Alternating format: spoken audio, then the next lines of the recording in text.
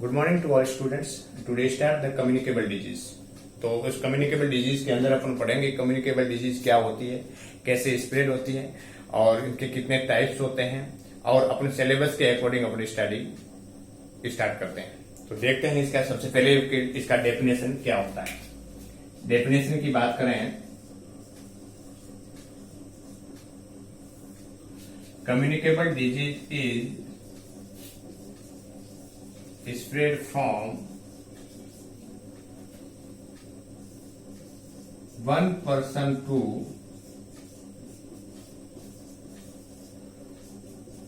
another person या spread from an animals to person. The spread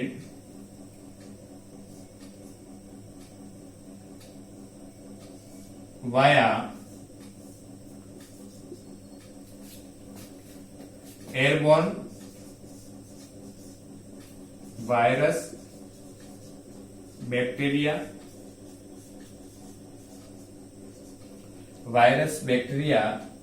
या spread through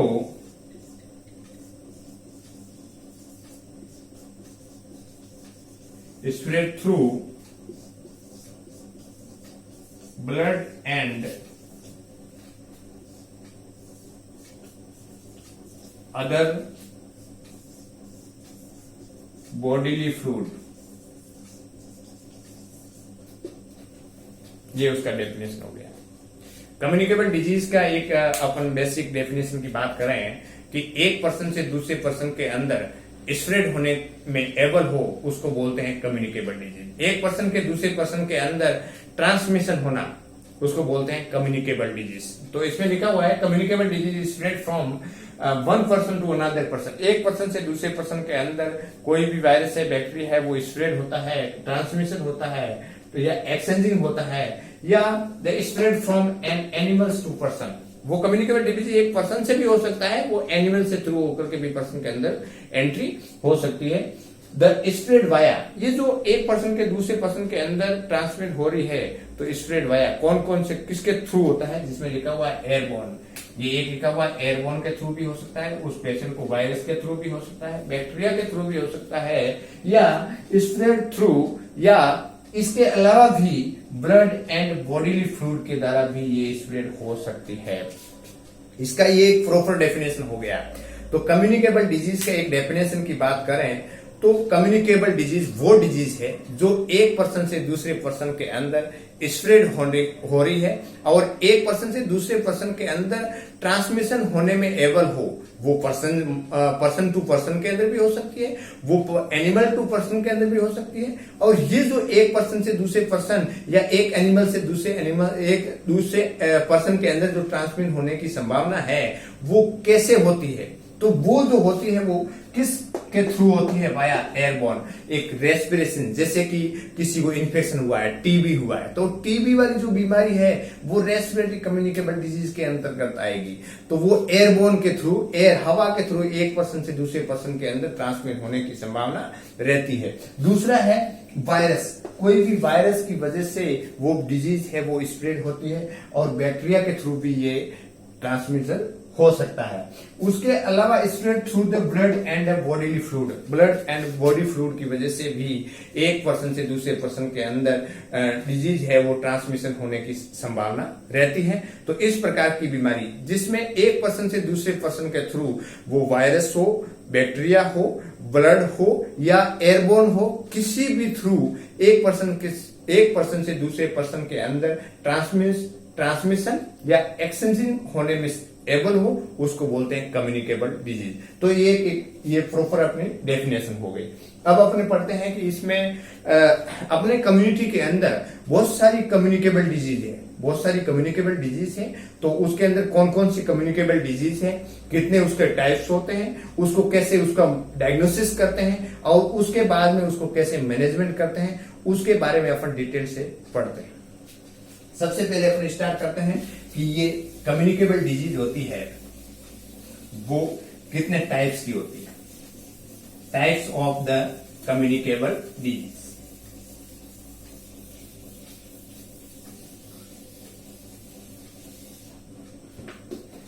types of communicable disease की बात करें कि सबसे पहले है जो रेस्पिरेटरी कम्युनिकेबल डिजीज,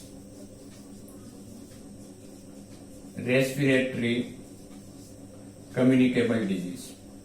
दूसरा है जीआई डिजीज, गैस्ट्रो इंटेस्टाइनल से संबंधित, जिसमें बोलते हैं अपने वाटरबोर्न डिजीज, वाटरबोर्न डिजीज। जो पानी इन्फेक्टेड पानी होता है, उस पानी की पीने से जो बीमारी है वो कम्युनिटी के अंदर कैसे कम्युनिकेबल या कम्युनिकेट होती है या ट्रांसमिशन होती है, उसके बारे में पढ़ेंगे। उसके बाद में है vector borne. Vector borne, vector is related to mosquito, insect, spider, जैसे कि आपने देखा है मलेरिया, फाइलेरिया, डेंगू, ये सब है इसमें वेक्टर बॉर्न के डिजीज के अंदर आएगा। तो सबसे इंपॉर्टेंट है कि ये कौन कौन सी बीमारी होती है, इसमें कौन कौन सी, इस रेस्पिरेटरी कम्युनिकेबल डिजीज के अंदर कौन कौन सी बीमारी डिजीज आएगी, जीआई या वाटरबोर्न से संबंधित कौन कौन सी बीमारी होती है, और वेक्टर बॉर्न डिजीज कौन सी होती है, उसके बारे में अपन पढ़ते हैं। और उसके बाद में ये सब डायग्राम बनाने के बाद में अपन एक एक बीमारी को लेंगे और उसका देखेंगे कि इसको कौन कौन से साइन सिम्टम मिलते हैं, उसको कैसे कंट्रोल किया जाता है। तो सबसे पहले अपन स्टार्ट करते हैं कि रेस्पिरेटरी कम्युनिकेबल डिजीज के बारे में। रेस्पिरेटरी कम्युनिकेबल डिजीज की बात करें तो मोस्टली बहुत सारी बीमारियां होती है रेस्पिरेटरी कम्युनिकेबल के अंदर, बट अपन देखते हैं सबसे पहले कौन कौन सी बीमारी होती है। Small pox, small pox. दूसरा है चिकन पॉक्स, चिकन पॉक्स। तीसरा है मीजल्स। चौथा है मम्स। पांचवा है MMR। छठा है जर्मन मीजल्स। सातवां है पर्टुसिस। आठवां है टीबी। नौवां है डिप्थीरिया। और उसके बाद में 10वां है सीवियर एक्यूट रेस्पिरेटरी सिंड्रोम। और उसके बाद में है इन्फ्लुएंजा।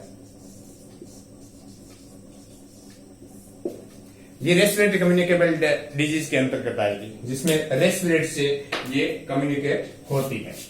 तो अपन इस सारी रेस्पिरेटरी कम्युनिकेबल डिजीज है, तो अपन एक तो समझ में आ गया कि ये जो बीमारी है तो वो कौन से रूट से होगा, रेस्पिरेशन रूट से। ये एयरबोर्न कम्युनिकेबल डिजीज है, ये हवा से फैलने वाली बीमारी है। तो एक तो अपना क्वेश्चन मालूम पड़ गया कि ये जितने भी बीमारी रहेगी वो कौन से रूट से ट्रांसमिशन होगा, तो रेस्पिरेटरी रूट से ट्रांसमिट होगा। अब हम देखते हैं कि इसमें कैसे अपन आगे इसको डायग्नोसिस करते हैं, कैसे कैसे इनको साइन सिम्टम उसमें आते हैं, उसके बारे में अपन देखते हैं।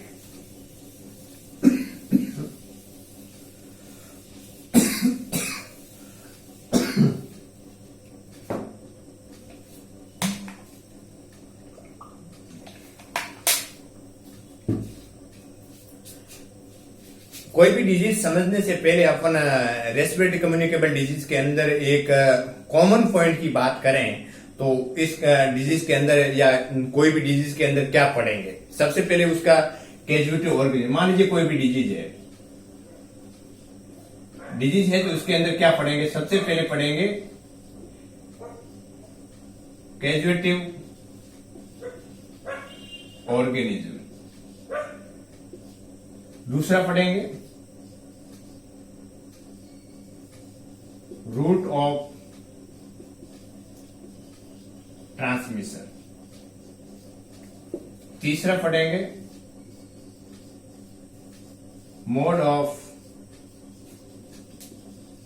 ट्रांसमिशन। इसके बाद में पढ़ेंगे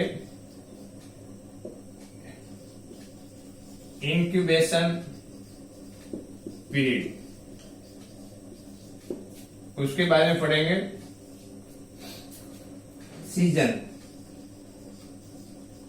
उसके बाद में पढ़ेंगे एज।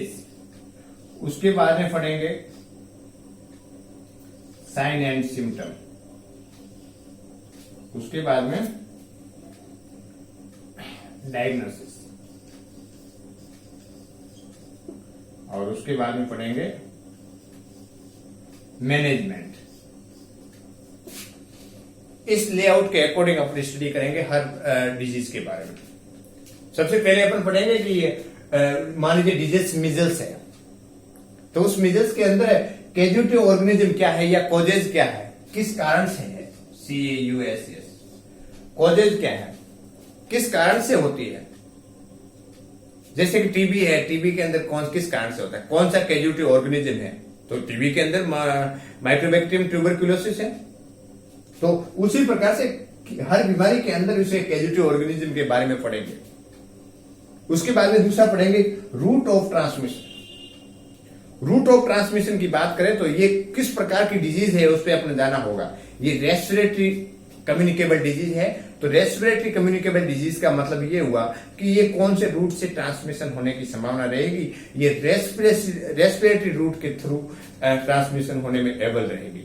तो इसका जो रूट ऑफ ट्रांसमिशन हुआ वो हुआ रेस्पिरेटरी रूट। उसके बाद में है कि रेस्पिरेटरी रूट से ये ट्रांसमिट हो रही है तो ये विस ऑर्गन को अफेक्ट करेगी। कौन से ऑर्गन को अफेक्ट करेगी, ये लंग्स को अफेक्ट करेगी, क्योंकि रूट ऑफ ट्रांसमिशन क्या है, रेस्पिरेशन रूट है। तो कौन से ऑर्गन को अफेक्ट कर सकती है, ये लंग्स को अफेक्ट करेगी। उसके बाद में मोड ऑफ ट्रांसमिशन। अपने रूट ऑफ ट्रांसमिशन और मोड ऑफ ट्रांसमिशन के अंदर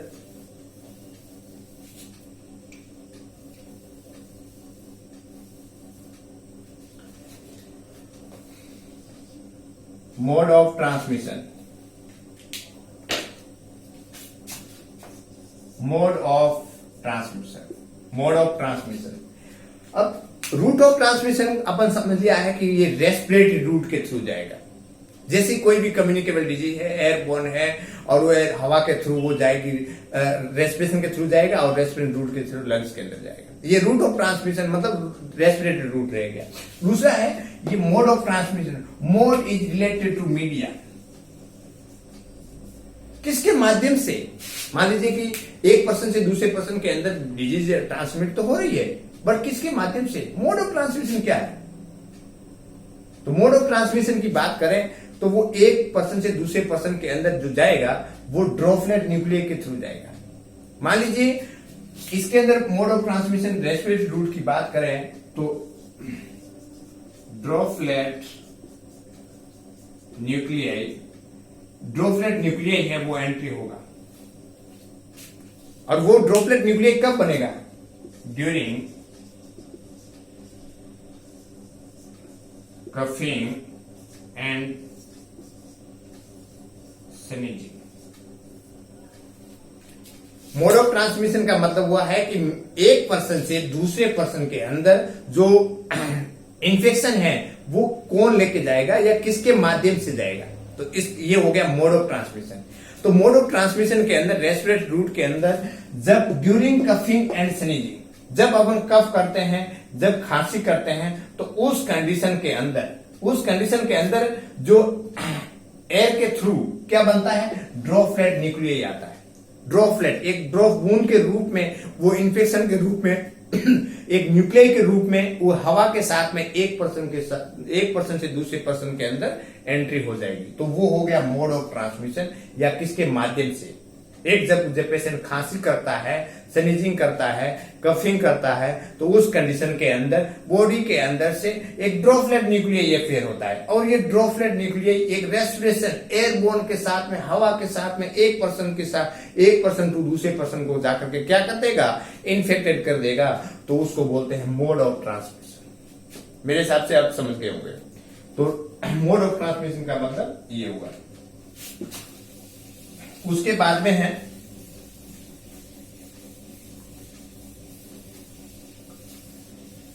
इंक्यूबेशन पीरियड। उसके बाद में है इंक्यूबेशन पीरियड। अब इंक्यूबेशन पीरियड का मतलब होता है कि कोई भी डिजीज बॉडी के अंदर एंट्री हुआ और उस एंट्री होने से जो फर्स्ट सिम्टम अपीयर करता है उसको बोलते हैं इंक्यूबेशन पीरियड। हर बीमारी का इंक्यूबेशन पीरियड अलग अलग होता है। एक डेफिनेशन लिख लेते हैं इंक्यूबेशन पीरियड का मतलब। इंक्यूबेशन पीरियड का मतलब हुआ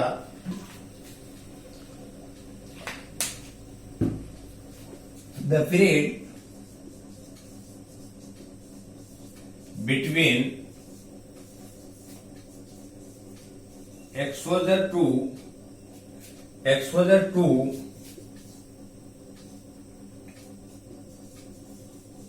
infection and appearance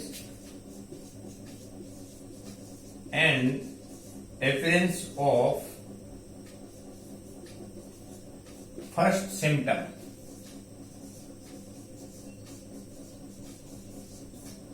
ये इंक्यूबेशन पीरियड का मतलब होता है कि किसी बीमारी से, कोई भी बीमारी है, डिजीज है, तो आज कोई बॉडी के अंदर कोई इन्फेक्शन एंट्री हुआ और आज तक कोई सिम्टम देखने को नहीं मिलेगा। उसको कुछ बैक्टीरिया वायरस को ग्रोथ करने के लिए कुछ टाइम चाहिए। जैसे ही ग्रोथ करेगा और ग्रोथ करने के बाद में जैसे मल्टीप्लीकेशन होगा बैक्टीरिया या वायरस का, और उसके बाद में फर्स्ट सिम्टम देखने को मिलेगा। सबसे पहले उस पेशेंट को फीवर देखने को मिलेगा। तो आज तो नहीं है कि आज ही पेशेंट को बॉडी के अंदर इन्फेक्शन हुआ और आज उस पेशेंट को फीवर आ गया, नहीं। हर बीमारी या हर डिजीज का इंक्यूबेशन पीरियड अलग होता है। इंक्यूबेशन पीरियड का मतलब ये हुआ the period between the exposure to infection. The period between the exposure to infection मतलब कोई भी बॉडी के अंदर इन्फेक्शन एक्सपोजर हुआ है और उस एक्सपोजर एंड उसके बिना एफिडेंस ऑफ द फर्स्ट सिम्टम। जैसे बॉडी के अंदर कोई इन्फेक्शन एंट्री हुआ है और उस एंट्री होने से लेकर के जो फर्स्ट सिम्टम अपियर होता है, मान लीजिए उस पर आज अपन को सर्दी जुकाम लगा है, तो उसके लगने के बाद में धीरे धीरे जाकर के वो खांसी है, फीवर है, कफिंग है, वो कॉज करेगा। तो उसको बोलते हैं इंक्यूबेशन पीरियड। तो सारी बीमारियों की इंक्यूबेशन पीरियड अलग अलग होता है। जैसे कि टीबी की बात करें, टीबी का इंक्यूबेशन पीरियड होता है 7 to 14 डेज या 14 to 21 डेज। तो ये इनका इंक्यूबेशन पीरियड है। कोई भी बैक्टीरिया बॉडी के अंदर एंट्री हुआ है और उस एंट्री होने से लेकर के फर्स्ट सिम्टम अपीयर करता है, उसको बोलते हैं इंक्यूबेशन पीरियड। तो सारी बीमारियों के इंक्यूबेशन पीरियड क्या होगा, अलग अलग होगा। उसके बाद में अपन पढ़ेंगे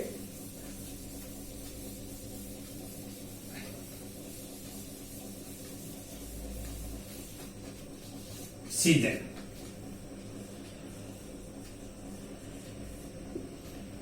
रेस्पिरेटरी कम्युनिकेबल डिजीज है वो कौन से सीजन के अंदर सबसे ज्यादा होती है, ये देखना है। तो सीजन की बात करें तो सबसे पहले respiratory communicable disease is spread in winter season. Winter season के अंदर जो स्प्रेड होने की संभावना है वो ज्यादा या ज्यादा देखने को मिलती है। But any age are affect, any season are affect, any season के अंदर भी ये अफेक्ट कर सकती है। ऐसा नहीं है कि विंटर सीजन के अंदर। मोस्ट कॉमनली जो ट्रांसमिशन होती है वो होती है विंटर सीजन के अंदर होती है। But may occur any season are affect, किसी भी सीजन में ये हो सकती है। उसी प्रकार से एज की बात करें तो जो रेस्पिरेटरी कम्युनिकेबल डिजीज है वो mostly 95% below the 5 years children, below the 5 years children के अंदर होती है, but may affect any age group. Respiratory communicable disease के अंदर अपने एज की बात करें तो 95% बिलो द 5 year एज, छोटे बच्चों के अंदर ये देखने को मिलेगी, बट किसी भी एज ग्रुप में भी हो सकता है, ऐसा नहीं है कि उसमें हो सकता है। तो एज की बात करें तो 95 इसमें बिलो द 5 year चिल्ड्रन के अंदर देखने को मिलेगी। अब उसके बाद में देखते हैं एज और सीजन, कुछ इंडिकेशन है जिसके अंतर्गत थोड़ा कुछ डिफरेंस पाया जाएगा, बट जो एज और सीजन सब कम्युनिकेबल डिजीज जो रेस्पिरेटरी है उसके अंदर ये देखने को मिलेगा। उसके बाद में क्लिनिकल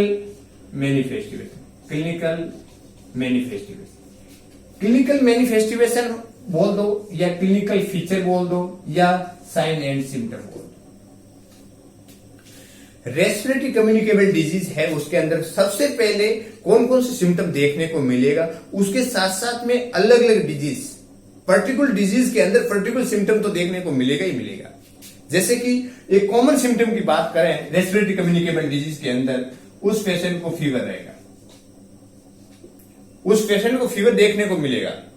फीवर के साथ साथ में उस पेशेंट को रेसेज रहेंगे, जैसे मीजल्स है, स्मॉल पॉक्स है, चिकन पॉक्स है, तो उसके अंदर रेसेज देखने को मिलेगा। मैंने आपको बोला था कि मोड ऑफ ट्रांसमिशन के अंदर किस माध्यम से होता है, एयरबोर्न के द्वारा होता है।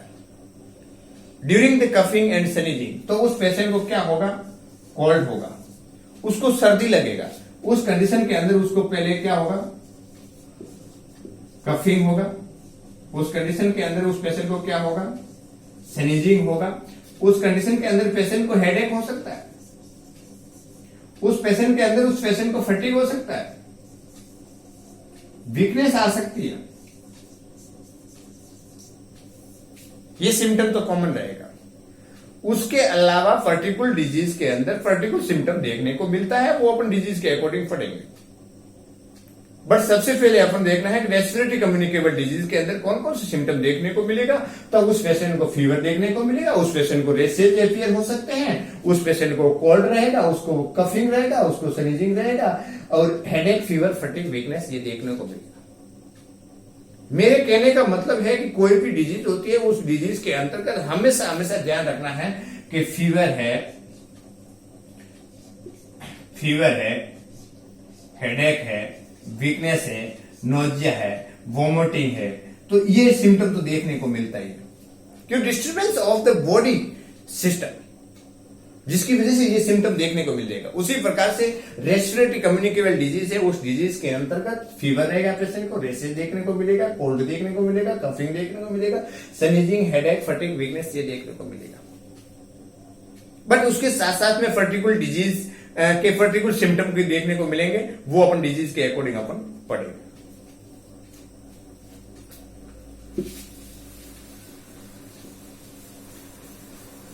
ये हो गया क्लिनिकल मैनिफेस्टेशन, मतलब कौन कौन से उस पेशेंट को साइन सिम्टम देखने को मिलेगा। मान लीजिए कोई भी पेशेंट आया है और उस पेशेंट को अपन जांच कैसे करेंगे, तो क्लिनिकल मैनिफेस्टेशन की बात करें तो सिम्टम कौन कौन से देखने को मिलेगा उसके बारे में।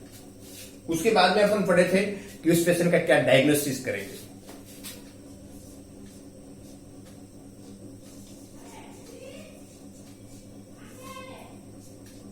डायग्नोसिस क्या है, डायग्नोसिस की बात करें तो डायग्नोसिस के अंदर सबसे पहले हम बोले थे कि उस कंडीशन के अंदर अपने अकॉर्डिंग टू साइन सिम्टम देखेंगे, पेशेंट को देखेंगे उस पेशेंट को क्या हुआ है, एक फ्लू लाइक सिम्टम देखने को मिलेगा।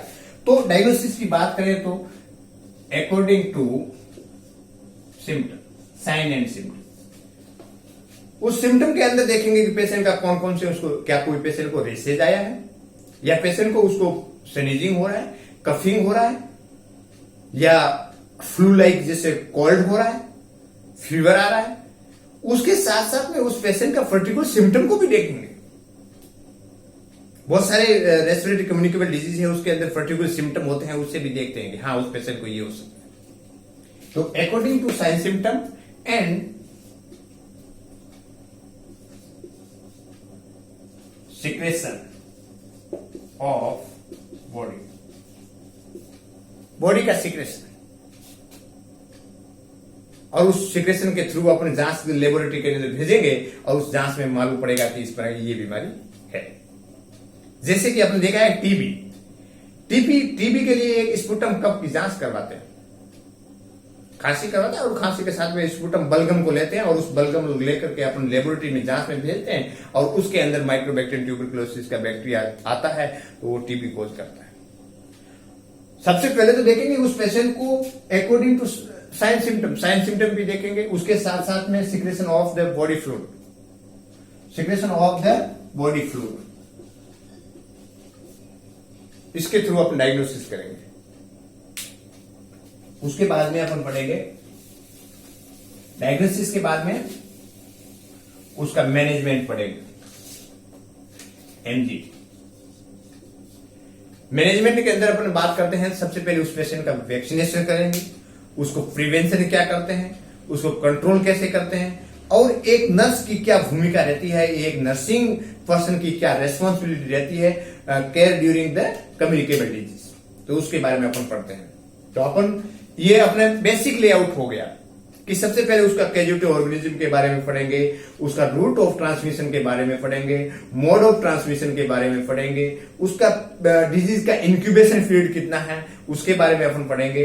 उसके बाद में उसका क्लिनिकल मैनिफेस्टेशन कौन कौन से देखने को मिलते हैं, कॉमन कौन सा क्लिनिकल मैनिफेस्टेशन देखते हैं, उसका कौन सी सीजन के अंदर ये डिजीज एफियर होने की संभावना रहती है, कौन से एज को सबसे ज्यादा मोस्टली अफेक्ट करती है, और उसके बाद में उसका मैनेजमेंट डायग्नोसिस पढ़ेंगे, उसके बाद में उसका मैनेजमेंट पढ़ेंगे, और उसके बाद में लास्ट में एक नर्सिंग की क्या रेस्पॉन्सिबिलिटी रहती है care during the communicable disease. तो अपन स्टार्ट करते हैं, एक कोई भी पर्टिकुलर डिजीज लेते हैं और उस डिजीज को उस इस लेआउट के अकॉर्डिंग अपन पढ़ते हैं।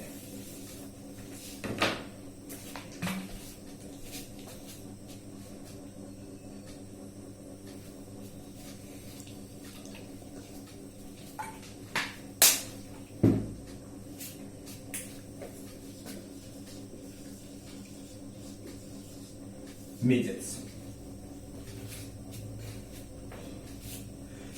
अब मीजल्स के बारे में हमने अपने पहले लिखा है ताकि measles is a respiratory disease, measles is a respiratory communicable disease. तो अपन लेआउट से स्टार्ट करते हैं। सबसे पहले जो पॉइंट लिखते हैं वो है कैजुएटिव ऑर्गेनिज्म। उसका कैजुएटिव ऑर्गेनिज्म क्या है मीजल्स का? तो मीजल्स का जो कैजुएटिव ऑर्गेनिज्म है वो है rubeola, rubeola virus. Rubeola virus की वजह से ये होता है, और ये रूबियोला जो होता है रेड स्पॉट से लिया गया, रेड स्पॉट, स्किन के ऊपर रेड रेड सकते देखने को मिलेगा। ये एक पैरामाइएक्सो वायरस कैटेगरी से लिया गया है, जो कौन से ग्रुप का है? RNA group, RNA group. अपन को याद रखना है कि measles is caused by rubeola virus, जिसमें रूबियोला वायरस जो ये पैरामाइएक्सो वायरस कैटेगरी का होता है, और जो कौन से ग्रुप का होता है? आरएनए ग्रुप का होता है। हमेशा ध्यान रखना है, ये भी measles is caused bye पैरामाइएक्सो virus की वजह से भी आ सकता है। तो मीजल्स एक रूबियोला वायरस की वजह से होता है, और ये पैरामाइएक्सो वायरस कैटेगरी का होता है, और कौन से ग्रुप के अंदर पाया जाता है? आरएनए ग्रुप की कैटेगरी के अंदर पाया जाता है। बहुत सारे कैटेगरी है, अपन बात करेंगे आगे कि आरएनए कैटेगरी में कौन से आते हैं, डीएनए कैटेगरी के अंदर कौन से आते हैं, तो उसके बारे में अपन बाद में बात करते हैं। बट अभी ये है कैजुएटिव ऑर्गेनिज्म की बात करें तो ये कौन सी किसके कारण होता है? रूबियोला वायरस होता है, और rubeola related to red spots. लाल लाल चक्कर देखने को मिलेगा। इस मिजल्स के अंदर सर्दी, खांसी, जुकाम, फीवर ये सिम्टम रहेंगे। उसके साथ साथ में एक पर्टिकुलर सिम्टम भी देखने को मिलेगा। अब देखते हैं दूसरा पॉइंट। दूसरा है रूट ऑफ ट्रांसमिशन। मैंने आपको बोला था रूट ऑफ ट्रांसमिशन। तो रूट ऑफ ट्रांसमिशन की बात करें तो कौन से रूट से? ये रेस्पिरेटरी रूट है, रेस्पिरेटरी रूट हो गया। तो इसके अंदर रूट ऑफ ट्रांसमिशन क्या रहेगा? रेस्पिरेटरी रूट रहेगा। रेस्पिरेटरी रूट के थ्रू ये एक पर्सन से दूसरे पर्सन के अंदर ट्रांसमिशन होने में एबल है, तो उसका route of transmission respiratory route हो गया। दूसरा है mode of transmission. Mode of transmission मतलब कौन से माध्यम से? तो रेस्पिरेटरी रूट के माध्यम में मैंने बोला था कि during the coughing and sneezing एक ड्रॉपलेट न्यूक्लियाई अफेयर होता है। उस ड्रॉपलेट न्यूक्लियाई एयर के साथ में जाकर के एक पर्सन से दूसरे पर्सन को अफेक्ट करेगा, तो उसको हो गया mode of transmission.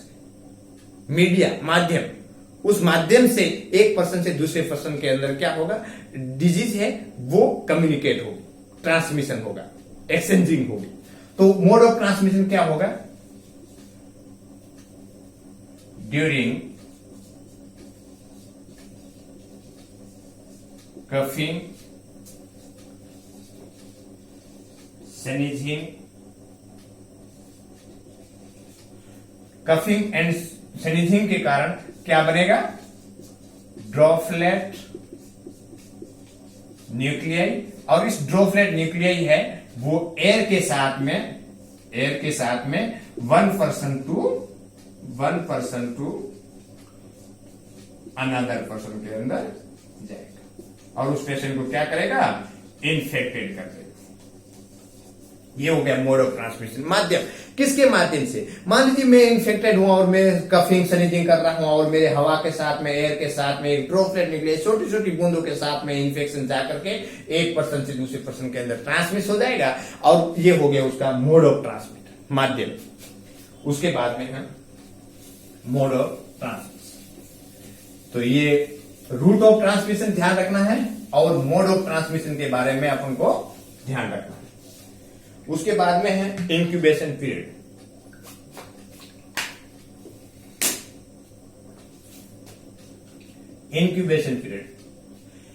Incubation period का मतलब होता है कि मान लीजिए अपन देखते हैं कि आज किसी पेशेंट को इन्फेक्शन हुआ है, entry of the virus, bacteria या microorganism in the body. कोई भी बॉडी के अंदर कोई भी इंफेक्शन एंट्री होने से लेकर के जो फर्स्ट सिम्टम देखने को मिलता है उसको बोलते हैं incubation period.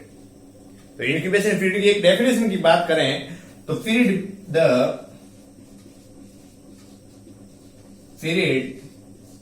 Between exposure to infection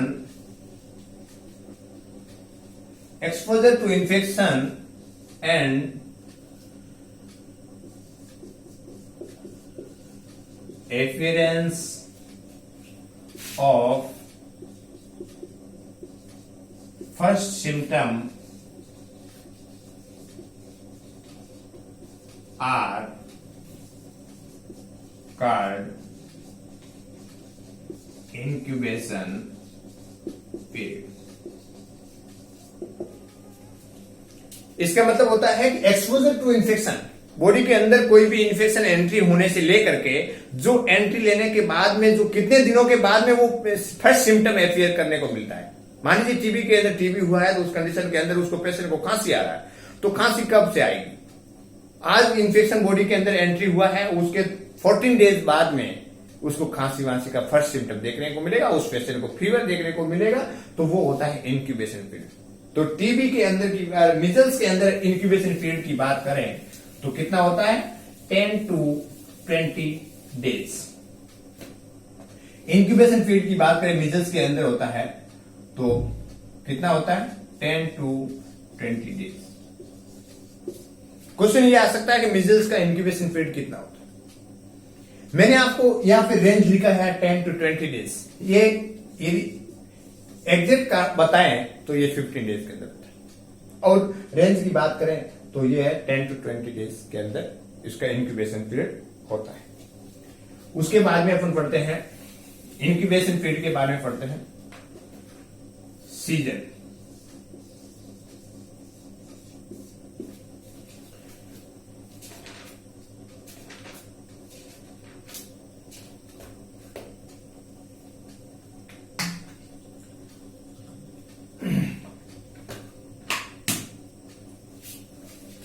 season की बात करते हैं। मोस्टली जो सीजन होती है उसमें होता है rainy season, winter season. Winter season मैंने आपको पहले भी बताया था, winter season but may occur any season. Any season are affected. Any season के अंदर भी अफेक्ट कर सकता है, बट मोस्टली जो होती है वो विंटर सीजन के अंदर ट्रांसमिशन होने की संभावना ज्यादा रहती है, या विंटर सीजन के अंदर ज्यादा देखने को मिलती है। एज की बात करें तो मैंने आपको उस टाइम बोला था कि respiratory communicable disease below the 5 year होता है, बट यहां पे ये है कि एक मीजल्स आफ्टर द 9 मंथ आपने देखा होगा। After the 9 months, but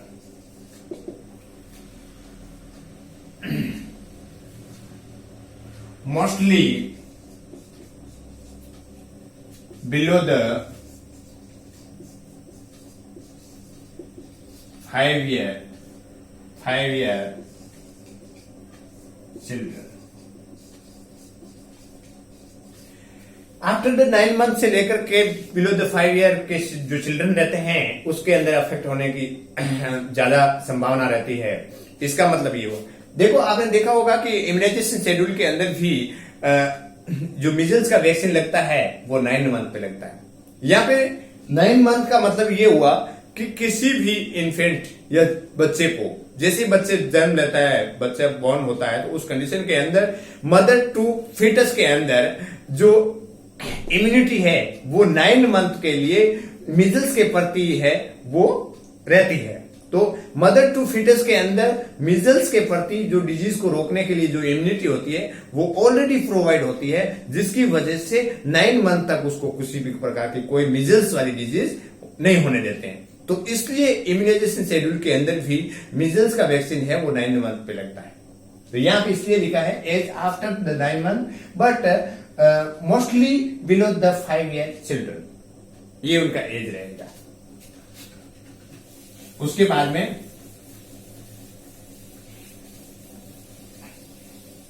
clinical feature.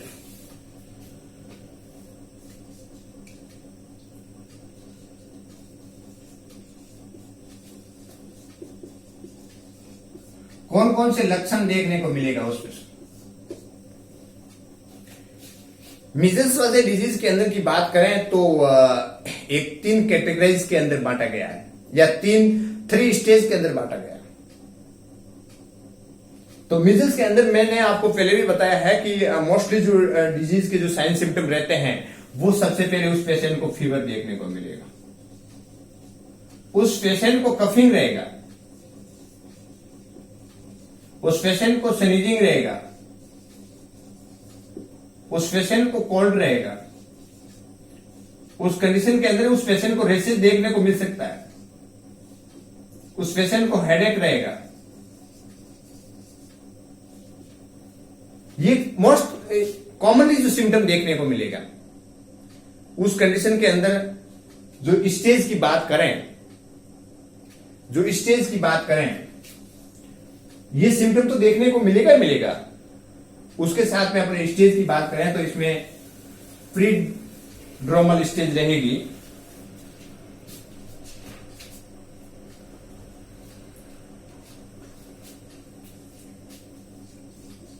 सबसे फर्स्ट स्टेज है स्टेज ऑफ स्टेज। तो 3 स्टेज होती है, जिसके अंदर फर्स्ट स्टेज के अंदर क्या होगा,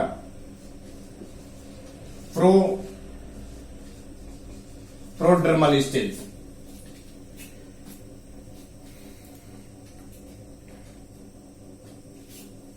या परी इरुप्टिव स्टेज। यहां पे आया है स्टेज इरुप्टिव, मतलब कोई भी रेसेज अपेयर होना है उससे पहले की स्टेज को प्री इरुप्टिव स्टेज कहते हैं। तो उस कंडीशन के अंदर कौन कौन से सिम्टम देखने को मिलेगा। दूसरा स्टेज है इरुप्टिव स्टेज और तीसरा होगा पोस्ट इरुप्टिव स्टेज।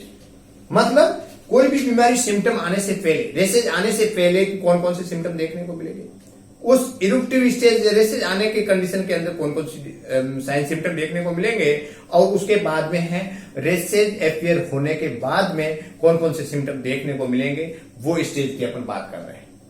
प्रोड्रोमल स्टेज या pre eruptive stage, pre related to पहले, जस्ट पहले, रेसेज अपियर होने से 2 दिन पहले, उस कंडीशन के अंदर क्या देखने को मिलेंगे। तो अपन देखते हैं फर्स्ट स्टेज की बात करें तो उस कंडीशन के अंदर उस पेशेंट को कोरिजा रहेगा, कोरिजा। उस पेशेंट को कफिंग रहेगा, मैंने वैसे आपको कफिंग लिखा दिया है। उस कंडीशन के अंदर कंजक्टिवाइटिस रहेगा, उस कंडीशन के अंदर रेडनेस ऑफ आई रहेगा, रेडनेस ऑफ आई देखने को मिलेगा। उसके बाद में इंक्रीज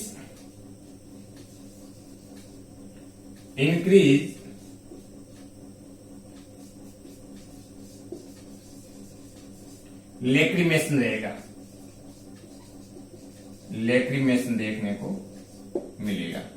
उसके बाद में उस पेशेंट को कॉफ लाइक स्पॉट देखने को मिलेगा, कॉफ लाइक स्पॉट देखने को मिलेगा। ये सबसे इंपॉर्टेंट सिम्टम उस पेशेंट को देखने को मिलेगा। अब कोरिजा का मतलब क्या हुआ, inflammation of respiratory mucus membrane. ये कोरिजा का मतलब होगा inflammation of respiratory mucosa membrane. Inflammation of respiratory mucosa membrane, अपन रेस्पिरेटरी म्यूकोसा है उसके अंदर क्या होगा, इन्फ्लेमेशन होगा, सूजन रहेगा, स्वेलिंग रहेगा। तो उस कंडीशन के यदि inflammation of respiratory mucosa membrane रहेगा तो उस कंडीशन के अंदर सॉर थ्रोट देखने को मिलेगा, सॉर थ्रोट। गले के अंदर खराश लगेगी, जैसे अपन पानी पिएंगे उस कंडीशन के अंदर पेन होगा, स्क्रीचिंग टाइप लगेगा कि मेरे यहां पे कुछ दर्द हो रहा है, ये हो रहा है। Difficulty in the swelling, swelling मतलब कोई निगल रहे हैं तो उस कंडीशन के अंदर भी दिक्कत देखने को मिलेगी। तो उस सबसे पहले उस पेशेंट को कोरिजा देखने को मिलेगा, inflammation of the respiratory mucosa. तो रेस्पिरेटरी के अंदर लेयर है, उसके अंदर म्यूकोसा रहेगा। उस कंडीशन के अंदर उस पेशेंट को सॉर थ्रोट रहेगा, उसको खराश रहेगी, गले में खराश, गले में खराश देखने को। उस कंडीशन के अंदर उस पेशेंट को कफिंग होगा, उसको पेशेंट को कंजक्टिवाइटिस रहेगा। मतलब यहाँ पे मैंने आपको पहले भी बोला था आईटीआई का मतलब क्या हुआ, इन्फ्लेमेशन होगा। और इन्फ्लेमेशन किसके अंदर हुआ है, आई की जो कंजक्टिवा लेयर होती है उसके अंदर इन्फ्लेमेशन। उस कंडीशन के अंदर रेडनेस ऑफ द आई, उसकी आंखें लाल रहेगी ड्यू टू द कंजक्टिवाइटिस। उस कंडीशन के अंदर इंक्रीज लेक्रीमेशन रहेगा, आंखों से ज्यादा पानी निकलेगा, आंसू आएगा, आंसू टाइप आएगा। उसके बाद में cough like spot is the very most sign symptom रहेगा। उस कंडीशन के अंदर कॉफ लाइक स्पॉट देखने के बाद में अपन मालूम कर सकते हैं कि उस पेशेंट को मीजल्स। अब देखते हैं कॉफ लाइक स्पॉट्स क्या होता है।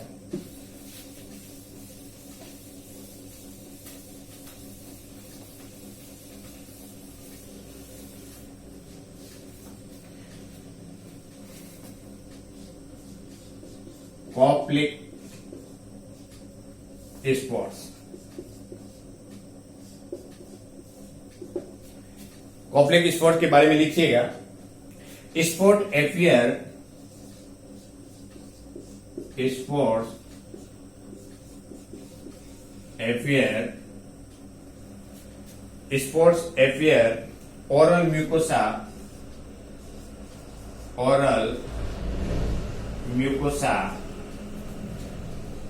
on opposite side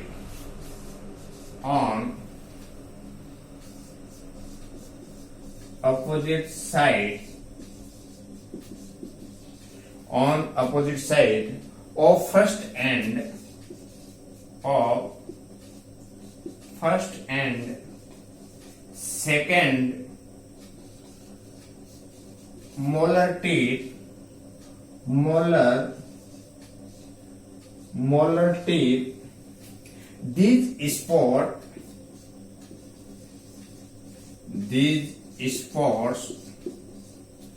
these spots are bluish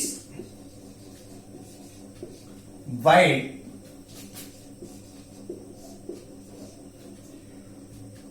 with red base।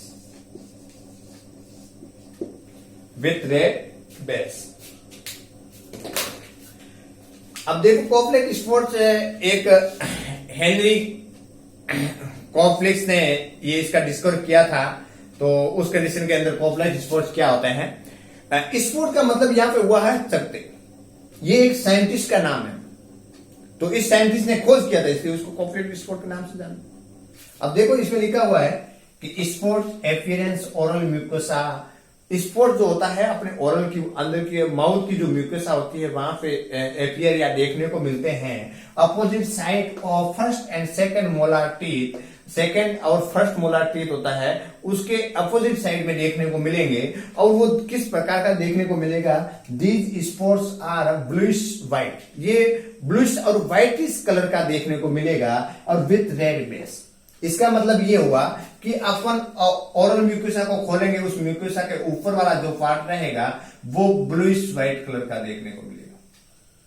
Bluish white colour का ओरल के रूप में ऊपर वाला पार्ट, उभरा हुआ पार्ट जो स्पॉट दिखाई देगा वो ब्लूइश व्हाइट कलर का दिखेगा। बट जो उसका बेस है, उसका बेस कैसा होगा? रेड। इससे अपन मालूम करेंगे, जैसे ओपन माउथ को ओपन करेंगे, ओपन करने के बाद में उसको देखेंगे, देखने से ऊपर वाला जो लेयर रहेगा, जो रेसेज है स्पॉट से ऊपर वाला जो लेयर रहेगा वो ब्लूइश व्हाइट कलर का देखने को मिलेगा। और जो उसका बेस रहेगा वो रहेगा रेड कलर। उसको बोलते हैं स्पॉट, कॉफ्लेक्स स्पॉट। ये देखने को मिलेगा। ये सबसे इंपॉर्टेंट स्टेज है और ये प्री इरुप्टिव स्टेज के अंदर देखने को मिलेगा। रेसेज एपियर होने से 2 से 3 दिनों के पहले ये देखने को मिलेगा। उसके बाद में जो देखते हैं इरुप्टिव स्टेज, इरुप्टिव दूसरा, पहले अपने प्री इरुप्टिव स्टेज था, अब है इरुप्टिव स्टेज। इरुप्टिव स्टेज के अंदर क्या होता है?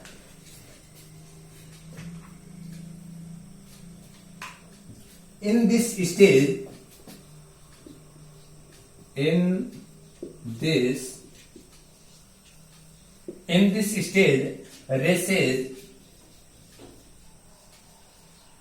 appear. In this stage, races appear on body. On body, races are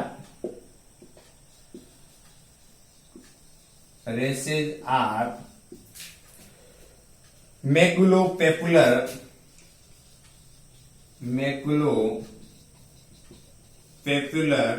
races। उसके बाद में है द फर्स्ट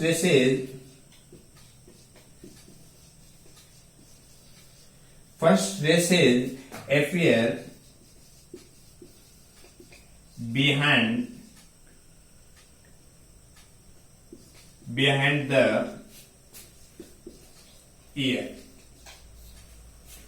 ये सबसे इरुप्टिव स्टेज के अंदर देखने को मिलेगा। इरुप्टिव स्टेज के अंदर in this stage races appear on the body. उस कंडीशन के अंदर बॉडी के अंदर, इरुप्टिव स्टेज के अंदर बॉडी के अंदर रेसेज एपियर होगा और रेसेज आर मैकुलोपेपुलर टाइप्स। रेसेज की बात करें तो वेरियस टाइप की जो रेसेज होते हैं, एक रेसेज की स्टेज होती है, मैकुलोपेपुलर, पेस्टिज, पोस्चर, स्कारिंग। तो ये सब रेसे होते हैं कि ये शुरुआती कंडीशन के अंदर एक छोटे छोटे रेसेज की तरह देखो, मैकुलोपेपुलर टाइप के रेसेज देखने को मिलेगा, हल्का हल्का थोड़ा सा उबार देखने को मिलेगा। बट जो रेसेज है, first races appear behind the year, जो फर्स्ट रेसेज है वो कान के जस्ट पीछे देखने को मिलेगा। तो इसका मतलब ये हुआ कि ये इस कान के जैसे देखेंगे उसके पीछे जो रेसेज देखने को मिला है, तो उस कंडीशन में अपने कंफर्म कर सकते हैं कि उस पेशेंट को मिजल्स हो सकता है। तो इस प्रकार से जो रेसेज देखने को मिलेगा, तो अपियर ऑन द बॉडी, सबसे पहले बॉडी के ऊपर होगा, बॉडी के भी कौन से पार्ट में, बिहाइंड द ईयर, और उसके बाद में धीरे धीरे फेस पे आएगा, उसके धीरे धीरे अपन लोअर एक्सट्रीमिटीज की तरफ से जो रेसेज है वो बढ़ना स्टार्ट करेगा। तो ये इरुप्टिव स्टेज के अंदर ये देखने को मिलेगा। उसके बाद में है तीसरा स्टेज है पोस्ट इरुप्टिव स्टेज। पोस्ट इरुप्टिव स्टेज मतलब रेसेज अपियर होने के बाद की स्टेज है, पोस्ट मतलब बाद में। तो उस कंडीशन के अंदर यदि फीवर की बात करें, तो यदि वो सबसाइड हो रहा है, यदि वो फीवर सबसाइड हो रहा है, तो इंडिकेशन क्या करता है, इंडिकेशन क्या करता है, मीजल्स इज क्योर। यदि रेसेज आने के बाद में फीवर है, फीवर देखते हैं कि अपना वो धीरे धीरे फीवर कम हो रहा है, तो इंडिकेशन करता है कि मीजल्स ठीक हो रहा है। तो उस पेशेंट का मीजल्स फीवर है वो लो रहेगा, कम रहेगा, पहले की तुलना में उस पेशेंट को फीवर रहेगा वो कम रहेगा। उस कंडीशन के अंदर पेशेंट को क्या होगा, डायरिया होगा।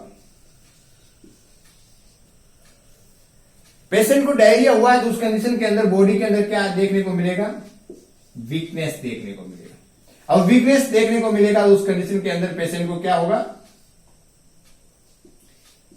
वेट लॉस रहेगा। उस पेशेंट को ग्रोथ रिटार्डेशन होने की संभावना रहती है, ग्रोथ रिटार्डेशन मतलब उस बच्चे का जो ग्रोथ है वो उसकी क्या होगी, कम होगी। उस पेशेंट को एनोरेक्सिया रहेगा, एनोरेक्सिया देखने को मिलेगा। उसको भूख कम लगेगी, appetite, loss of the appetite. Anorexia का मतलब क्या हुआ, लॉस ऑफ एपेटाइट। उस पेशेंट को भूख कम लगेगा, उस पेशेंट को वॉमिटिंग होने के चांसेस रहेंगे, एक फ्लू लाइक सिम्टम देखने को मिलेंगे। ये इरुप्टिव, पोस्ट इरुप्टिव स्टेज के अंदर आएगा। यदि फीवर को देखेंगे, फीवर सबसाइड हो रहा है, फीवर डाउन हो रहा है, तो इंडिकेशन क्या करता है कि मीजल्स इज क्योर, मीजल ठीक हो रहा है। उस कंडीशन के अंदर पोस्ट इरुप्टिव स्टेज में पेशेंट को डायरिया रहेगा, डायरिया रहने की वजह से उस पेशेंट को वीकनेस रहेगा, वीकनेस और डायरिया की वजह से उस पेशेंट का वेट लॉस रहेगा, उस पेशेंट का, उस बच्चे का ग्रोथ रिटार्डेशन, ग्रोथ कम होगी, उसकी ग्रोथ वो है वो कम हो जाएगी। उस पेशेंट को एनोरेक्सिया रहेगा, उस बच्चे को भूख नहीं लगेगा, लॉस ऑफ द एपेटाइट देखने को मिलेगा। ये सिम्टम देखने को मिलेगा। अब देखते हैं अपने डायग्नोसिस। ये 3 स्टेज हो गई, उसके बाद में अपन देखते हैं डायग्नोसिस।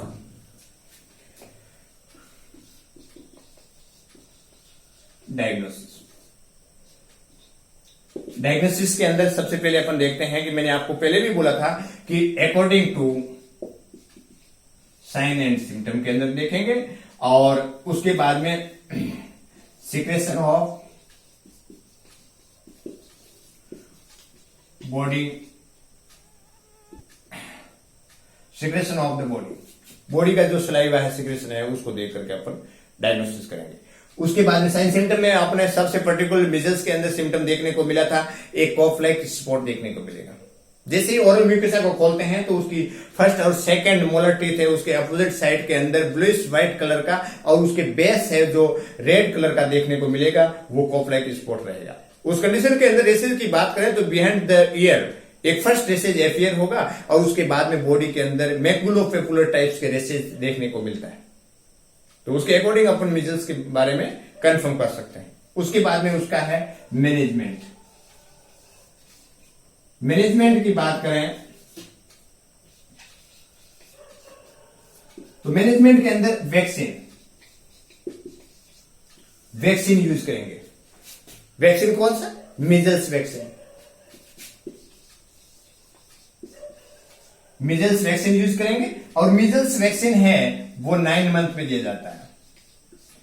9 मंथ में क्यों दिया जाता है? क्यों 9 मंथ तक बच्चे के अंदर मदर से इम्यूनिटी अपने आप मिलती है, ऑलरेडी उसको ट्रांसफर हो रखी होती है, इसलिए 9 मंथ के बाद में ही मीजल्स का वैक्सीन दिया जाता है। और ये सबक्यूटेनियस रूट से दिया जाता है, ये सबक्यूटेनियस रूट से दिया जाता है। मीजल्स का वैक्सीन होता है वो पाउडर फॉर्म में रहती है, पाउडर फॉर्म में रहती है और उसको किससे डिजोल्व करते हैं?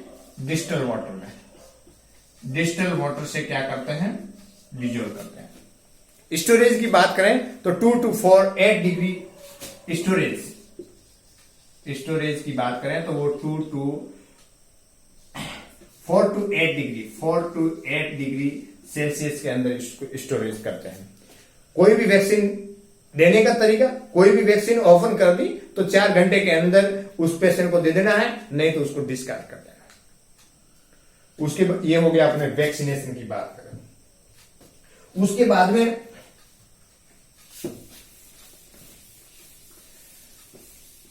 इम्यूनोग्लोबिन लेंगे।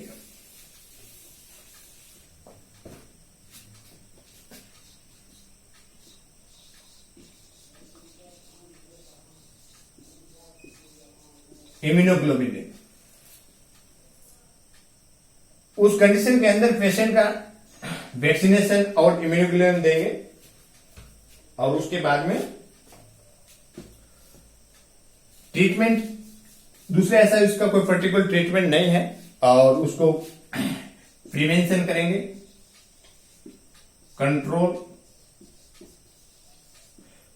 जिसमें इसमें आइसोलेशन करेंगे, आइसोलेट जैसे कि उसका रेसेज का एपियर होने के 7 डेज बाद में इम्यूनोग्लोबिन दे दिया, वैक्सीनेशन कंप्लीट कर दिया, उस कंडीशन के अंदर पेशेंट को क्या कर दो? आइसोलेट कर दो। आइसोलेट का मतलब है एक एकांत में उसको दे दो, एक पर्सनल उसको रूम दे दीजिए उसमें, ताकि दूसरे को इन्फेक्ट न हो। तो उसको पेशेंट को आइसोलेट किया जाता है। उसके बाद में देखते हैं कि अब मिजल्स के बाद में कौन कौन सी इसकी मिजल्स डिजीज होती है, तो उसके कौन कौन सी कॉम्प्लिकेशन अपियर होता है। Complication of the measles.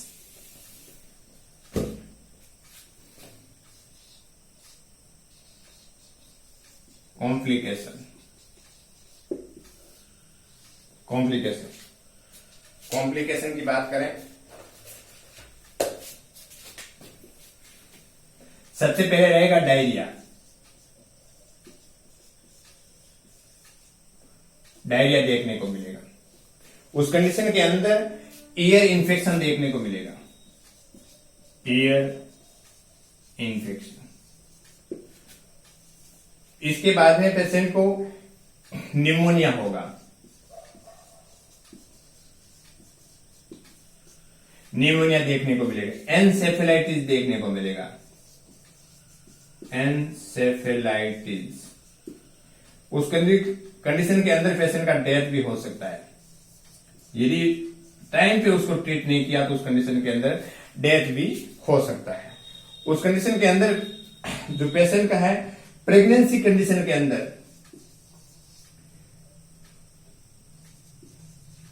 Pregnancy condition के अंदर स्पॉन्टेनियसली एबॉर्शन हो सकता है, स्पॉन्टेनियसली एबॉर्शन होने की संभावना रहती है। उसके बाद में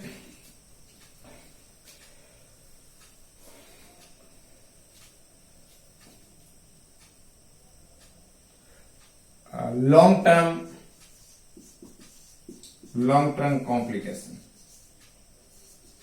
कॉम्प्लिकेशन देखने को मिलेगा। अब पेशेंट को देखते हैं कि कॉम्प्लिकेशन में डायरिया रहेगा, ईयर इन्फेक्शन देखने को मिलेगा उस पेशेंट को। मिजल्स हुआ है तो ईयर इन्फेक्शन के अंदर को otitis media, otitis media. Otitis media मतलब ईयर, मिडिल ईयर का इन्फेक्शन। इन्फेक्शन किसके अंदर हो रहा है? मिडिल ईयर के अंदर। मिडिल ईयर के अंदर इन्फेक्शन देखने को मिलेगा, ईयर पेन देखने को मिलेगा, एनसेफेलाइटिस रहेगा, inflammation of the brain and spinal cord की जो लेयर होती है उसके अंदर इन्फ्लेमेशन रहेगा। उस कंडीशन के अंदर उसको पेशेंट को वॉमिटिंग होगा, नेक स्टिफनेस देखने को मिलेगा, गर्दन में दर्द होगी, उस पेशेंट को नेक स्टिफनेस रहेगा, ड्रोजीनेस देखने को मिलेगा, उस पेशेंट को फीवर देखने को मिलेगा। तो उसमें देखते हैं कि उस पेशेंट को एनसेफेलाइटिस हुआ है। उस कंडीशन के अंदर पेशेंट को निमोनिया देखने को मिलेगा, एक रेस्पिरेटरी प्रॉब्लम की वजह से उसको निमोनिया हुआ है और निमोनिया की वजह से पेशेंट को डेथ हो सकती है। यदि मिजल्स के अंदर कौन सी कॉम्प्लिकेशन की वजह से डेथ होती है तो सबसे मोस्ट इंपोर्टेंट है कि निमोनिया होगा और निमोनिया की वजह से पेशेंट का डेथ होता है। मोस्ट कॉमन कॉम्प्लिकेशन की वजह से डेथ होती है। उसके अंदर प्रेगनेंसी के अंदर उस पेशेंट को एबॉर्शन हो सकता है और लॉन्ग टर्म कंडीशन के अंदर नर्व सिस्टम है वो डैमेज हो सकता है और नर्व सिस्टम डैमेज होने की वजह से पेशेंट को बहुत सारी प्रॉब्लम या कॉम्प्लिकेशन हो सकती है। तो आज का जो अपना टॉपिक था कम्युनिकेबल डिजीज के स्टार्ट किया था और उस कम्युनिकेबल डिजीज के बाद में अपन सारे लेआउट को पढ़ते हुए मिजल्स के बारे में अपन पढ़े। तो मिजल्स के बारे में सबसे पहले अपन ने मिजल का कैजुएटिव ऑर्गेनिज्म के बारे में पढ़े, रूट ऑफ ट्रांसमिशन के बारे में पढ़े, मोड ऑफ ट्रांसमिशन के बारे में पढ़े, इंक्यूबेशन पीरियड, क्लिनिकल मैनिफेस्टेशन या साइन सिम्टम के बारे में पढ़े, एज सीजन के बारे में पढ़े। उसके बाद में मोस्टली उनके पर्टिकुलर कितनी स्टेज होती है उसके बारे में पढ़े। उसके बाद में उनका मैनेजमेंट वैक्सीन जो मोस्टली होती है जो उसके वैक्सीन के द्वारा देते हैं या palliative care according to sign symptom के अकॉर्डिंग उसको वैक्सीनेशन किया जाता है या ट्रीट किया जाता है, एंटीबायोटिक्स दी जा सकती है। उसके बाद में उस पेशेंट को आइसोलेट करना है, उसका नर्सिंग केयर कैसे करना है। तो एक नर्सिंग की या नर्स की क्या रेस्पॉन्सिबिलिटी होती है वो कम्युनिकेबल डिजीज कंप्लीट होने के बाद में एक कंप्लीट नर्सिंग केयर के बारे में अपन बात करेंगे। तो आज तक का इतने तक ही, धन्यवाद।